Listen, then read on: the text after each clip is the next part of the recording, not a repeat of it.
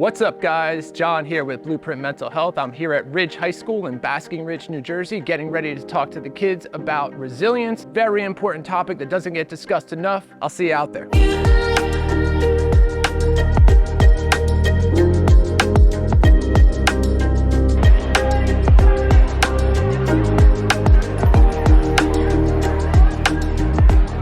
Everyone, blow a round of applause. Mr. John Mopper.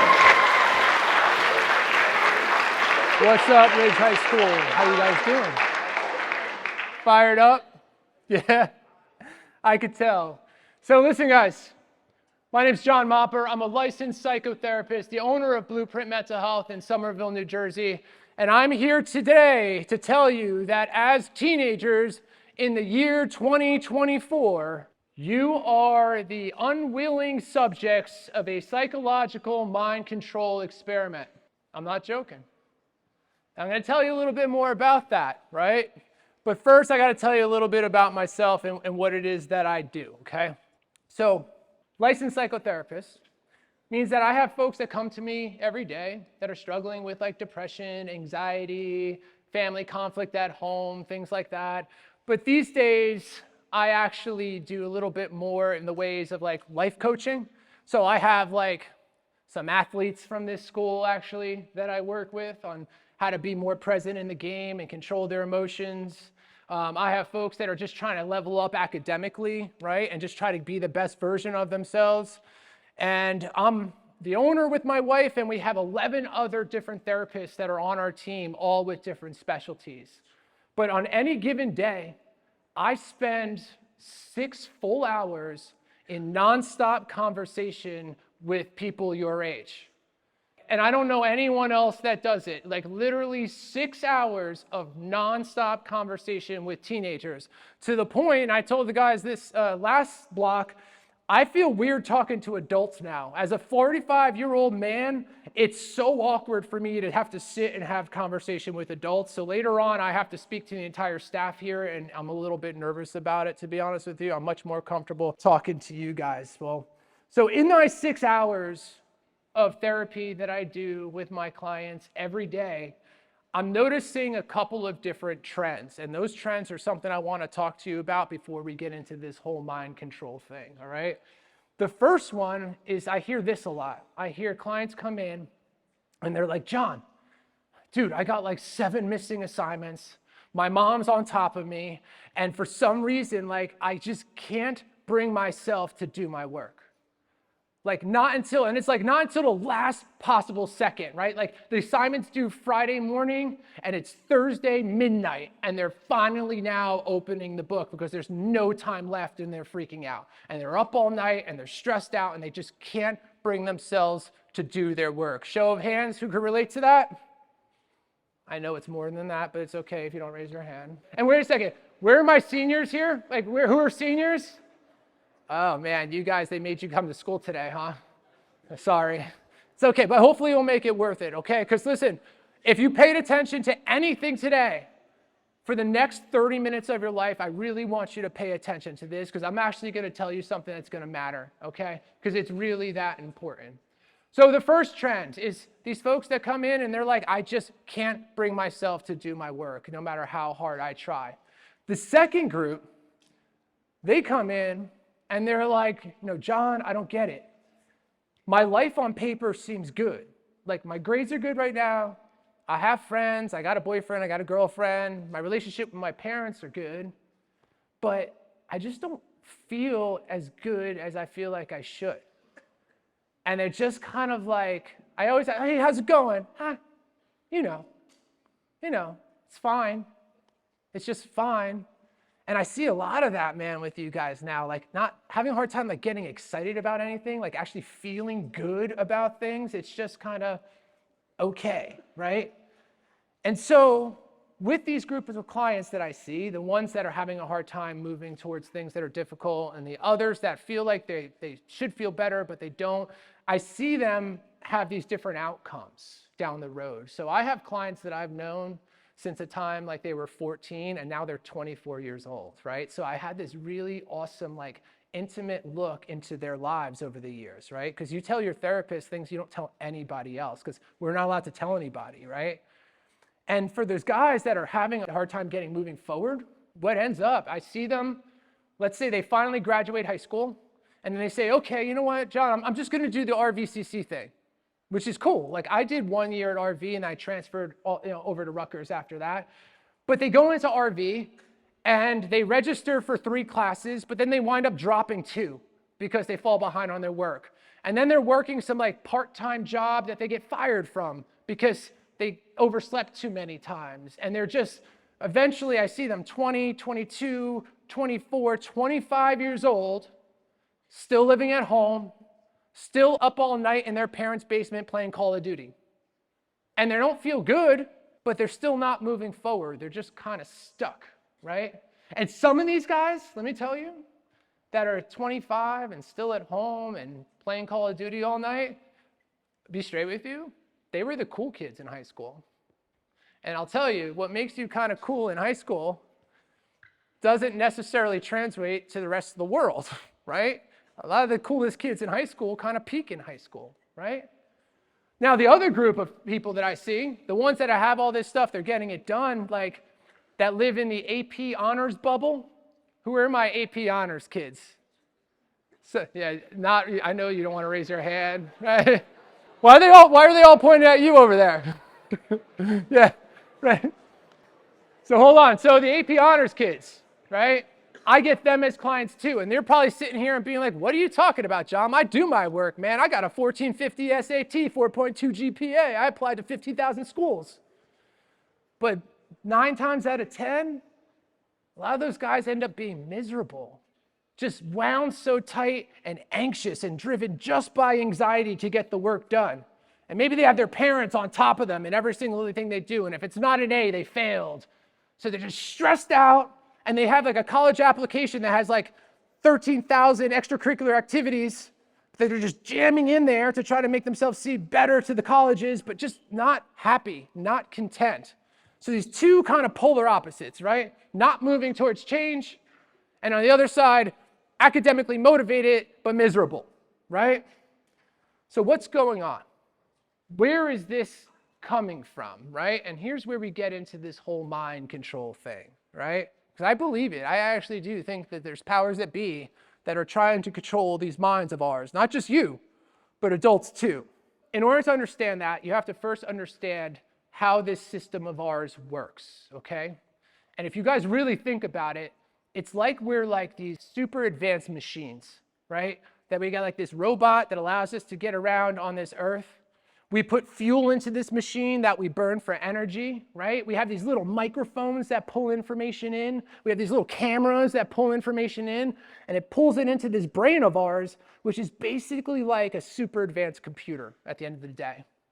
But here's the thing, computers can be hacked, right? And so this information is being pulled in, and what happens is before you're born, it's almost like it's just the hardware of that computer, that there hasn't been any software really downloaded yet, except for a few simple programs. But then as soon as you're born, like literally as soon as your skin touches the air of the world, you start downloading information. Your senses are pulling that information in and you're downloading it, right? And you learn what kind of behaviors come with reward, what kind of behaviors come with consequence, right? You're 2 years old, you touch a hot stove, ow! Okay, you download a file into a file folder that says appliances, what not to do, right? Or you learn that when you say please to people and you act real cute, people give you things. So you do more of that, right? And every experience you have in your life is being pulled together into who you are in this moment of time right now. Like it or not, the words that are coming out of my mouth and going into your brain is now part of you for the rest of your life, whether you like it or not. It might be this little bitty part of you, but it's a part of you now. To the point where I'll give you a weird story, right? You guys want to hear kind of a weird story? So I don't know if you guys know this, but when brain surgeons do brain surgery, I don't know if it's all the time, but I know a lot of the times the patient is still awake while you're doing the brain surgery, okay? Because they have to be able to measure the brain waves and the activity while they're doing the surgery, right?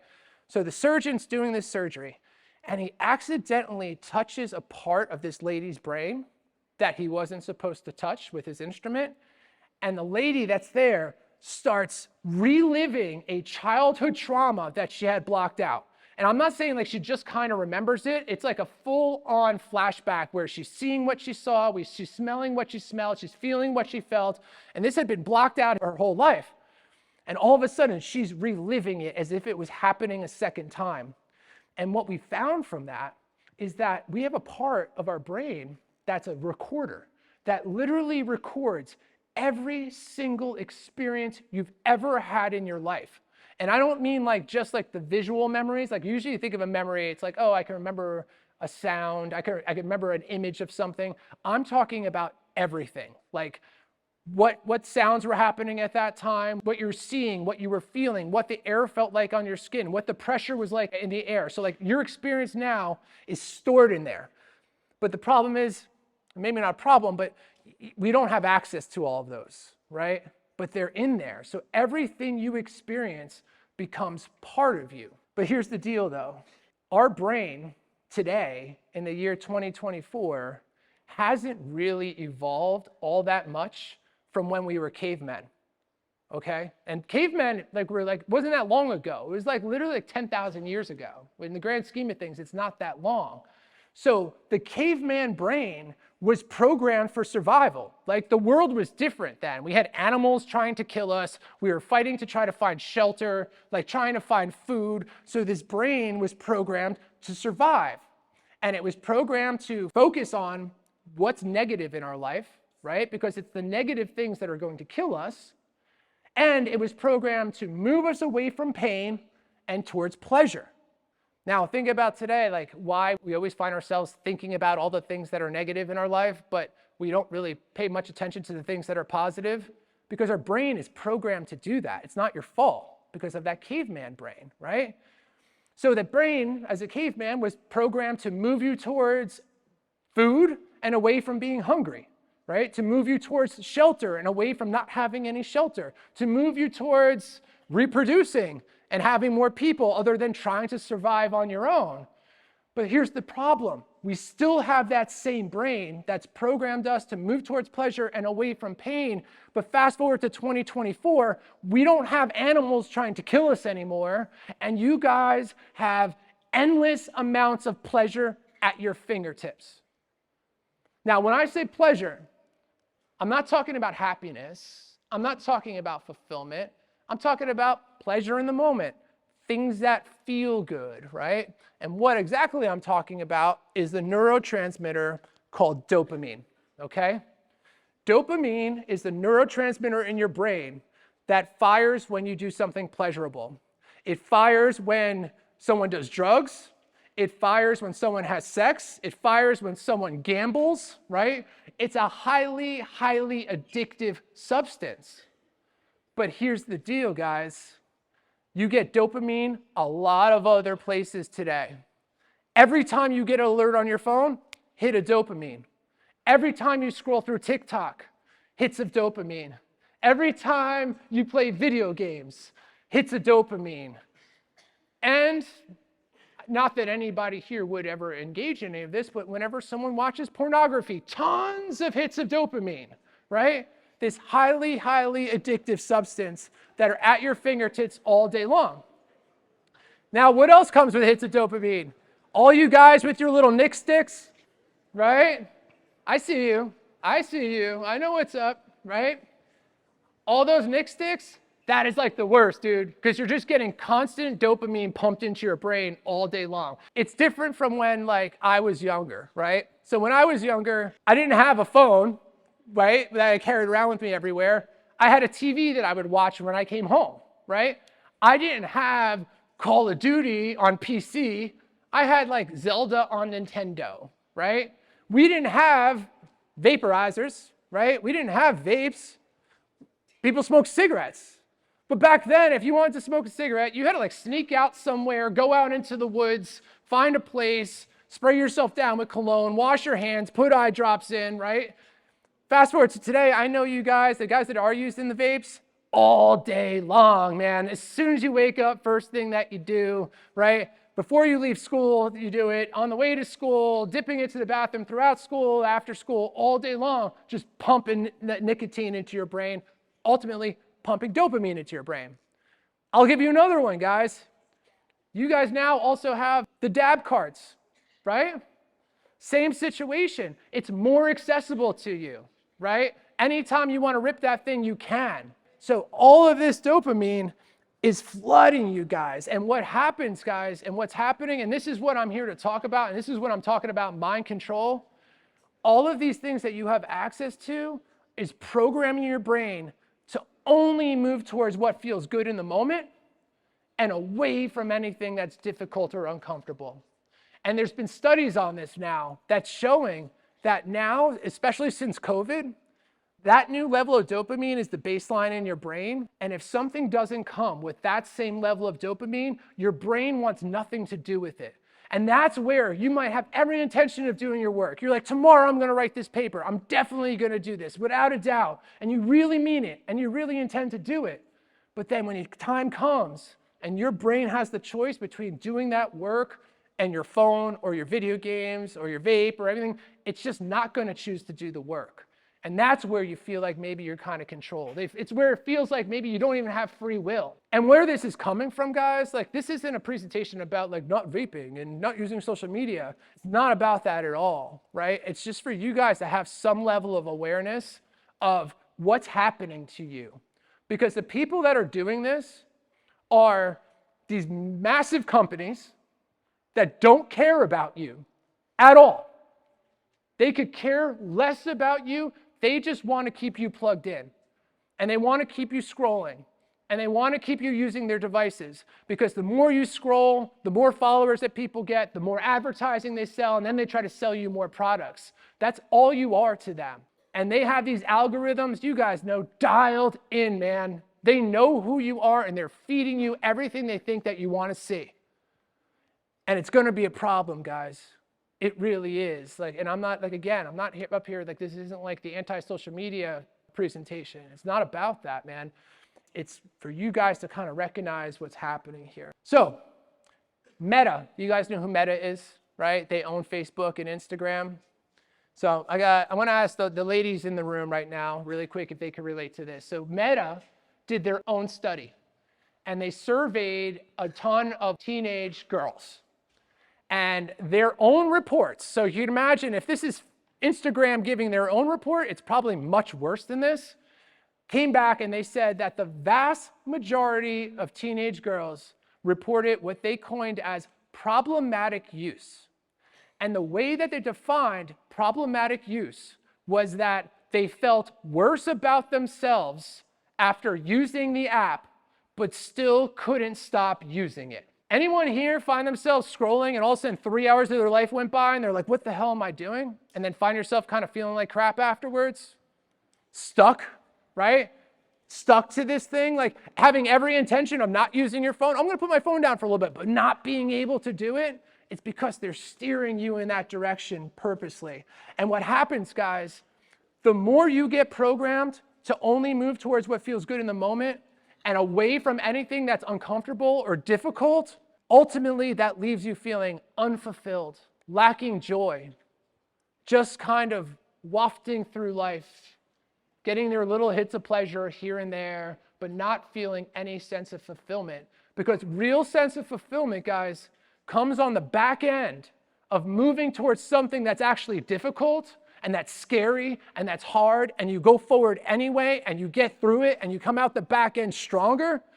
That's what fills you up. So if you're constantly just staying comfortable and never allowing yourself to feel pain or never allowing yourself to feel uncomfortable, you're not going to grow. You're going to get stuck. And they don't care. They don't care at all. They're just trying to sell you a whole bunch of stuff. And they don't care what the outcome is going to be as long as you stay a consumer. But then some of you guys in here, in my honors AP bubble, you might be saying like, well, dude, what? That's not me, man. I do my homework, right? I haven't missed an assignment in 8 years, right? True for a lot of you. And while I do have some of my clients that are academically motivated and like just driven, like have a well-balanced life of friends and like doing like extracurricular activities and then also getting good grades and everything, the vast majority of clients that I work with that are in that honors AP bubble are driven purely by anxiety and stress. Not happy. Everything is about the next grade. And when the grades come out, you're all comparing grades with each other. What did you get? Well, what did you get? What school did you get into? What school did you get into? Well, my school was ranked this. Well, my school was ranked that. Right? And I know there's always a few of them inside that bubble that like to brag about how awesome their grades are and everything, but driven by stress and anxiety, unhappy. And so with that, I tell my clients that are in that bubble, I tell them that, like, look, you have your academics down by now. You could stop focusing and stressing about school. You need to work on your social skills, man. Because look, you'll be successful, right? You will. You'll get into a good college, right? And then you'll get a good degree, and then maybe you'll get some like high-paying job, but you're not going to be the boss. You'll be a cog in the wheel. You'll be a well-paid cog in the wheel, right? Because you're able to do that one task really well. But if you don't have social skills as well, and you're not well-rounded, and you're just being motivated by stress, it's not going to work out for you either, right? And you got to think, what kind of messaging is driving you guys in that direction? And I know a lot of it's your parents, right? For some of your parents, they'll tell you, like, if it's not an A, you failed, right? And they're on top of everything that you do. And let's talk about parents, right? Because parents don't always get it right. And I see two different types of parents, right? On one side of things, I got like the cool parents that like want to be their kids' friends and like, sure, you could drink at our house, I'll just collect your keys and everything's cool here, and like all involved in their lives and everything, but not setting any kind of limits and boundaries, right? The kid does whatever they want to do and the kid doesn't learn any kind of discipline. On the opposite end of that, I get the helicopter parents that are on top of every single assignment that their kid does, right? And I know you guys have the real-time grading where a grade goes in or a missing assignment goes in, your parents get notified, and now your parents are texting you at school being like, why did you miss this assignment, you know? And they're on top of every single thing that you do, and now you're doing the work just because you want to avoid the consequence of having to deal with your parents.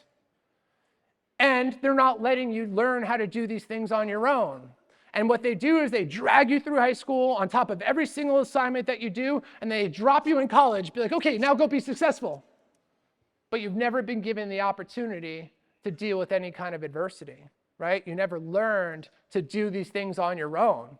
I'll give you a great example of that. I had a client years ago. It was his summer after his senior year, and he was getting ready to go to Rutgers, right? But as a 18-year-old high school graduate, he was not allowed to sleep out. His parents wouldn't let him sleep at a friend's house, ever. Whether it was just going to a friend's house to sleep over or after a party or something like that, he had to be home. Which to me, as a therapist that works with teenagers and young adults, like that was just unreasonable to me. So I called the parents in, and I'm talking to him, specifically mom, because she was the one having the hardest problem with this. And I asked mom, I said, your son in 2 months' time is going to be off at college. And he's going to be completely independent. He could sleep anywhere he wants to sleep in just 2 months. If he wants to wake up in the middle of the night and then drive to New York City and sleep on a park bench, he could do that, right? Do you think that something's going to happen in the next 2 months that all of a sudden is going to make him better well-equipped to deal with that independence? And mom's like, well, no. And couldn't you even say that by not letting him practice being independent, that you're doing him a disservice because now he's going to have no independence and all of a sudden have total freedom? She said, yeah, I guess you're right. So mom, what's up? Why can't he sleep out?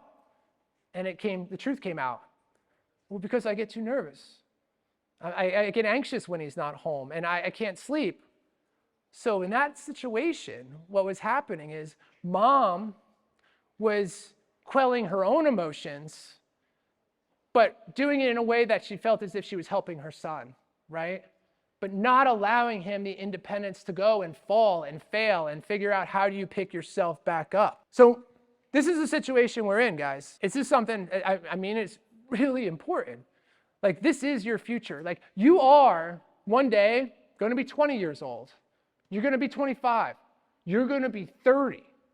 And the decisions that you make now in what it is that you try to work towards in your life is what's going to determine your level of success later on. And if you're the dude that's like, oh, I'm the popular kid at high school and like it's all good and I'm barely graduating, but it's all good because I'm going to go to college and people will love me there and I'll join a frat and all this stuff, right? Those kids don't end up all right, man. They don't.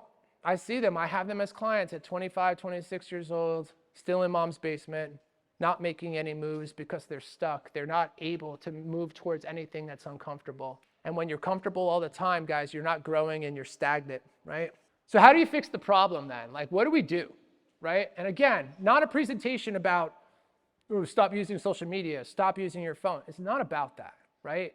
But I just want you guys to have that level of awareness of like, wait, maybe this is an issue, right? Like I know people, like adults are always like, oh, kids in their phones. Oh, meanwhile, the parents, I see them all the time, married to their phone, right? What do we do? How can we work through this? And it starts with the idea of mindfulness, okay? And mindfulness is kind of a buzzword that gets thrown around a lot and associated with like meditation and things like that. But when I talk about mindfulness, what I'm talking about is our ability to just be here in the present moment. Like right now, you guys are here in front of me, right? Unless I'm hallucinating or something, I see you all here, but there's a good chance that all of you or one of you or a few of you are thinking about something that happened before you came here. Whether it be at home before you came to school, or something happened in the last block, or something that happened 5 years ago, and that's where your brain is at. And that's where a lot of sadness, anger, depression comes from. Or more so these days, there's a good chance there's people here in the present moment, but their brain is wrapped around worrying about something that might happen in the future. And there's our anxiety. Meanwhile, the present's going by, and we're not even paying attention to it. And that's where, like, you ever have that feeling of just feeling like disconnected, like you're an NPC or something, right? That you're just kind of going through life of like just wafting and not being connected. It's because you're all locked up in your head. And what we're talking about here is getting control of your brain as opposed to your brain having control of you, right? There's no reason why you shouldn't decide, hey, I want to do this thing. This is something I want for myself. It's something I want to do, that not just be able to go and do it. How weird is that? How crazy is it that you could say to yourself, all right, tomorrow I'm going to do this. Tomorrow I'm really going to start hitting the gym again. And I want that. And it's going to be awesome. But then the next day comes and you don't do it. And then the next day comes and you don't do it. And you go to bed that night with the same intention. I'm going to do it tomorrow. I'm going to write that paper tomorrow. The next day comes, you don't do it. How crazy is that? Shouldn't it be that if you decide it's something you want to do, shouldn't you just be able to go and do it? But you can't. And there's a reason for this, and it's purposeful, guys. That's where the mind control is coming in, right? They're steering you, they're hitting you guys with a lot of scary negative stuff about how scary the world is, and then giving you all these little hits of pleasure to get you to shut up and just keep doing what you're doing. They don't care. And that's why some of you guys might actually feel stuck. So if I can learn to be more present, I have a choice as to how I'm going to respond to situations when they actually come up. But what's happening is there's so much stimulation in the world. Like the world's moving so much faster than when I was your age, and it wasn't that long ago, but it's moving so much faster. And all day long, there's these thoughts running through your brain. And those thoughts that you're having all day long are determining how you feel, right? But if you're locked up in your head and you're not mindful and there's all these thoughts happening all the time, what happens then is your brain takes over. It says, okay, Billy's busy. We'll take care of this for him. We're going to move him towards pleasure and away from pain. We're going to move towards picking up the phone instead of writing the paper, right? You get 5 minutes in on writing your paper and then you're back on TikTok again. And what are you even seeing anything on there that's like, you're like, oh man, anyone here been like, dude, I'm so glad I spent 3 hours on TikTok today? Ever? No. It's mindless, dude. And let me tell you, if you go to China, the TikTok feed that they have there is like science experiments, exercise videos, like all these different positive things. And they're like, yeah, send all the garbage to the Americans. And what do you guys have? Like footwork videos, right? Or some stupid, whatever it is, right? So look, guys, it's not easy to be a teenager in the year 2024. It's not, and I mean that, man. Like I mean that. I talk to you guys all day, every day. I actually really do care about you, and I see how hard it is for you. And you get a lot of adults that are like, "Oh, they have it so easy. These kids are so soft. They're so entitled." Blah blah blah. You know what? If they were a teenager in the year 2024, they'd be too. 110%. Because I see the adults too. It's like not like adults are immune. How many of your parents are glued to their phone? How many times you try to have a conversation with your mom or your dad and they're on, what? It's not just you guys. And it's not easy. And it's not your fault. It is 100% not your fault that you're dealing with such a tough time right now. But I'll tell you one thing, it is 100% your problem to deal with. At the end of the day, eventually you're going to be independent from your parents and you're going to be responsible for your whole life. And it's going to be your responsibility. And what does that look like if you can't get yourself to a place that you can actually like afford to live and take care of yourself? Are you going to be 30 years old at home with your parents? Are you going to be 35, 40, like still stuck? And that's what I'm talking about here, guys. I'm not telling you everyone walks out of here today and turns off their phones and turns off their social media. But man, have a level of awareness. You know, don't be like some basic teenagers. They're like, oh, TikTok. No, like understand what's happening here. Make the decision on your own. But here's the messed up thing, guys. And I'm telling you, some of you guys might walk out of here today and be like, you know what, dude, that guy was right. I am on my phone too much. I'm going to turn that stuff off. I'm not going to deal with it anymore. That's it. I'm done. And then you're not going to be able to.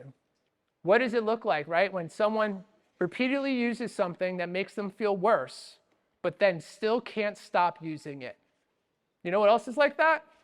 Heroin. Cocaine, right? They know there's a problem. I'm addicted to this substance. I want to stop, but I can't. It's the same neurotransmitter in your brain, dude. It's just not a hard drug. It's not going to kill you. It's going to kill you slowly over your lifetime, feeling less and less enjoyment from things that you used to enjoy, getting your little hits of pleasure. And now they got that stupid, what's it called? That thing. Dude, are you serious? I saw a guy driving with the thing on. What? Yeah, imagine. So like you had all these like little robots walking around then. So guys, just a couple more quick things. Again, not your fault, but your problem. It's going to be on you. It really is.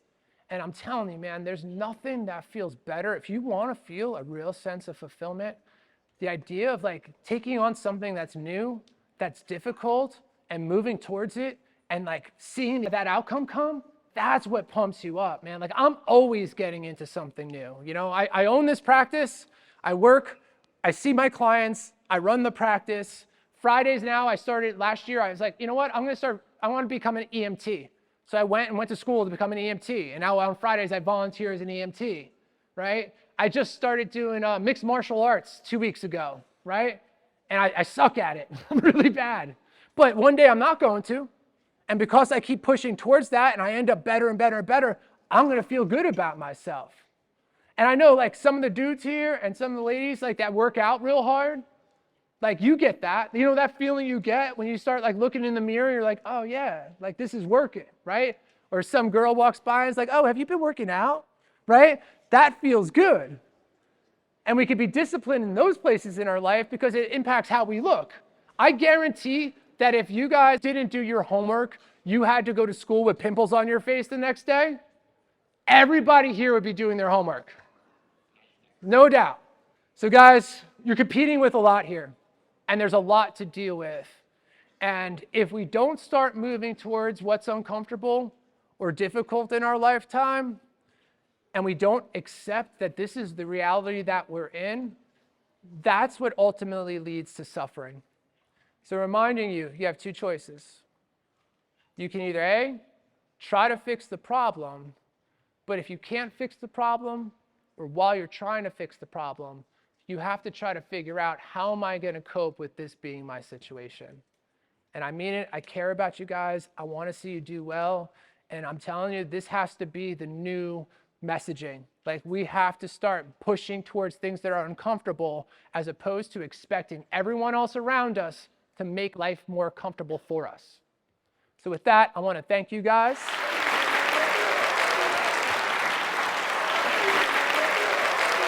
Thank you, Mr. Mopper.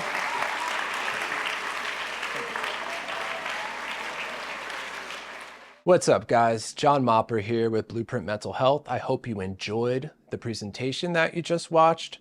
After I had a chance to watch it back myself, I had some thoughts actually, and that happens a lot for me where I get up there and I have some bullet points that I want to talk about, and I get up there and kind of talk about those bullet points. Then when I watch it back, I'm like, oh man, I wish I would have said this, or I wish I would have said that. So after watching this presentation, I was like, you know what? I think I left the people wanting more, wanting to know what they should do now based upon the situation that we're in. So I wanted to address that really quick. When it comes to the teens and the children and young adults, what they could do, basically, guys, it starts with just having a level of awareness that maybe all of the social media use, all of the gaming, all of those little hits of pleasure are impacting your life in a negative way, are conditioning you only to move towards what's comfortable and away from things that are difficult.